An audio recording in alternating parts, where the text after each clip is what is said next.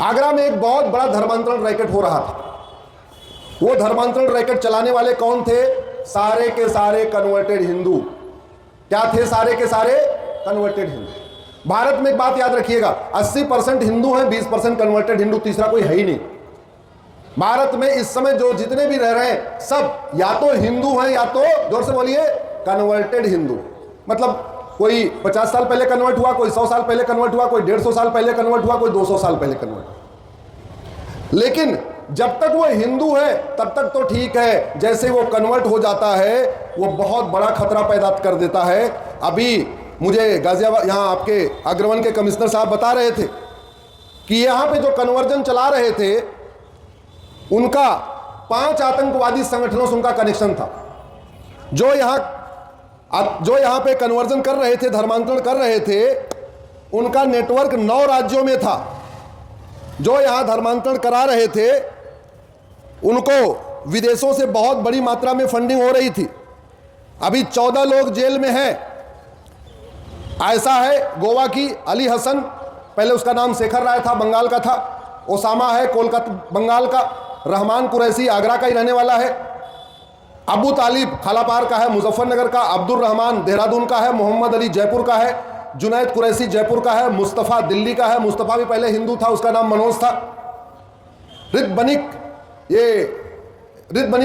इब्राहिम ये भी बंगाल का है। अब्दुल रहमान ये दिल्ली का है, मुस्तफ़ाबाद का है। जुनैद कुरैशी ये दयालपुर, ये भी दिल्ली का है। अब्दुल्ला भी दिल्ली का है और अब्दुल रहीम भी दिल्ली का है। ये 14 लोग जेल में अभी हैं। बहुत मेहनत करने के बाद ये 14 पकड़े गए हैं।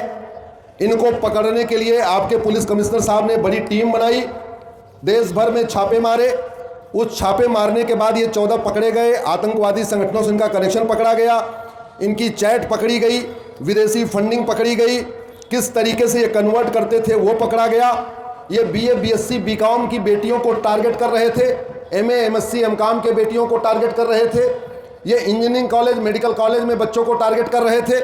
एक तो बाकायदा PhD कर रही थी बेटी, उसी को टारगेट कर लिया।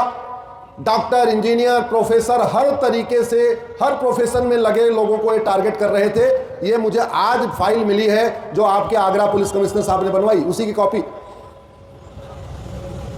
मैं तो आज यहां की धरती से माननीय प्रधानमंत्री जी और माननीय गृह मंत्री जी से कहूंगा, देश भर के सारे पुलिस कप्तान, पुलिस कमिश्नर, सारे DIG IG की एक कॉन्फ्रेंस बुलाइए। ये जो आगरा में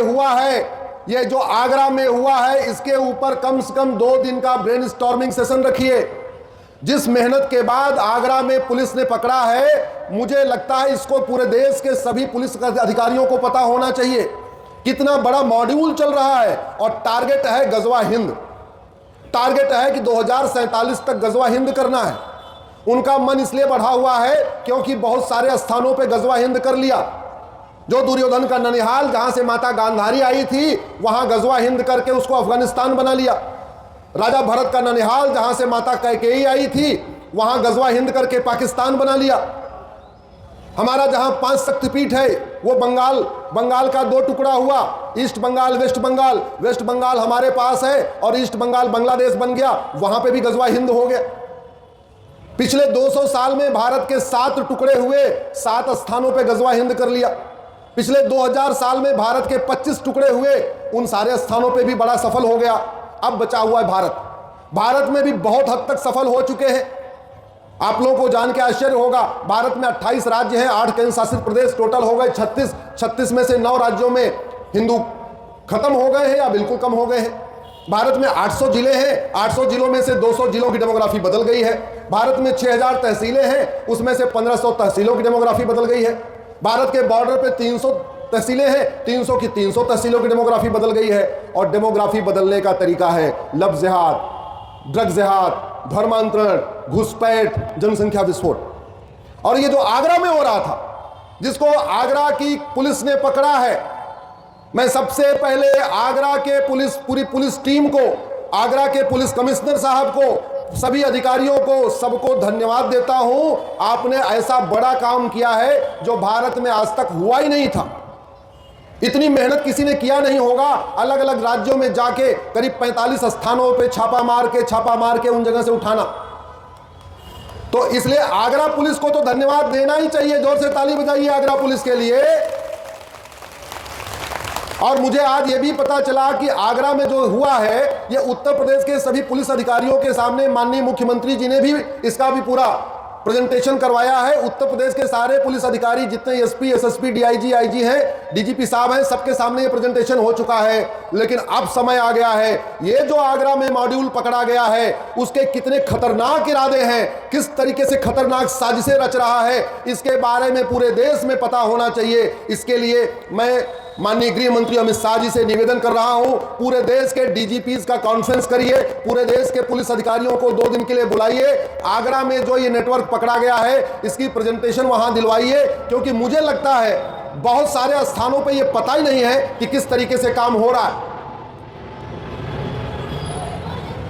हमें सबसे बड़ा खतरा किससे है? कन्वर्टेड हिंदुओं से। किससे खतरा है?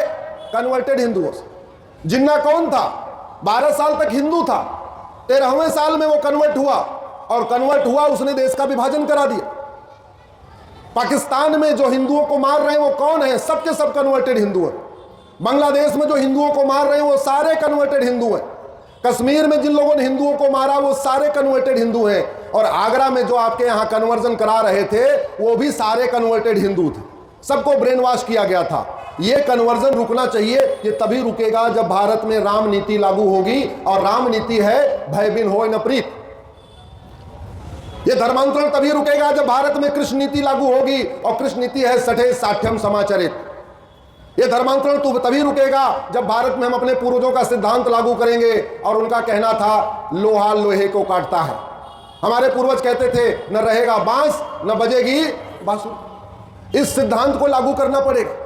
धर्मांतरण हमारी राष्ट्र की सुरक्षा के लिए खतरा है, इसलिए अब समय आ चुका है पूरे देश में एक भी कन्वर्जन की घटना है तत्काल धर्मांतरण कराने वाले मिशनरियों, जिहादियों और उनके मददगारों पे नेशनल सिक्योरिटी एक्ट लगाया जाए।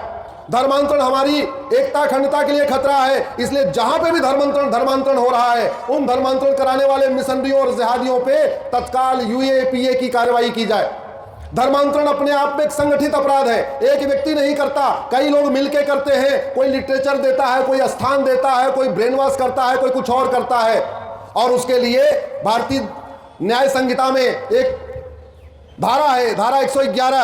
अब समय आ चुका है। आगरा की पुलिस ने तो धर्मांतरण कराने वालों पे धारा 111 लगा दिया है, ऑर्गेनाइज क्राइम की धारा लगाई है, लेकिन पूरे देश में अभी नहीं लग रही है। आज आपके इस भूमि से मैं पूरे देश के सभी जो हमारे थानेदार हैं, हमारे एसीपी हैं, हमारे डीसीपी हैं, हमारे कप्तान हैं, सबसे आग्रह कर रहा हूं धर्मांतरण कराने वालों पे सेक्शन 111 लगाइए।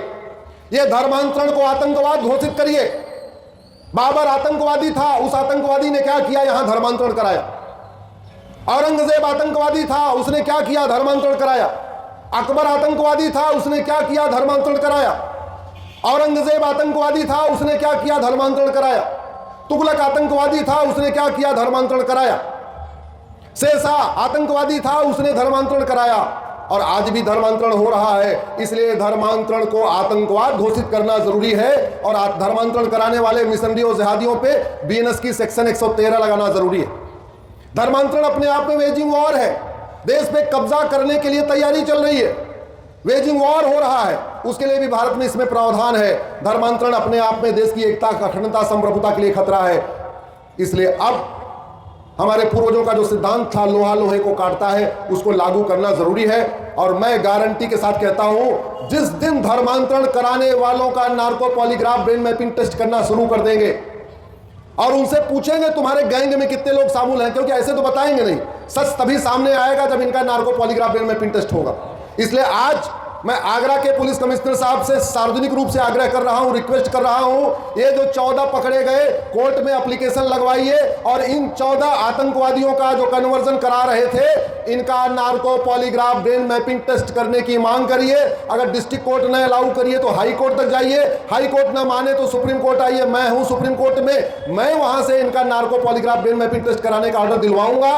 ऐसे जिहादियों का narco polygraph brain mapping test कराना जरूरी है। ऐसे जिहादियों की 100% प्रॉपर्टी जब्त करना जरूरी है। ऐसे जिहादियों की नागरिकता खत्म करना जरूरी है और ऐसे जिहादियों को साल भर के अंदर इनको आजीवन कारावास की सजा दिलवाना जरूरी है। इसलिए मैं आप लोगों से आग्रह कर रहा हूं, धर्मांतरण के प्रति आपस में चर्चा करिए, बच्चों को अलर्ट करिए। ये स्कूल कॉलेज जाने वाले बच्चों पे ज्यादा खतरा है, उस ज्यादा और भी खतरा है जो समझदार पढ़े लिखे लोग हैं, अब उनके टारगेट पे आ चुके हैं। समाधान इसका यही है, एक तो समाज जगे और दूसरा इनके खिलाफ कठोर कार्रवाई हो, यही इसका तरीका है। बोलिए भारत माता की, भारत माता की। एक दूसरा खतरा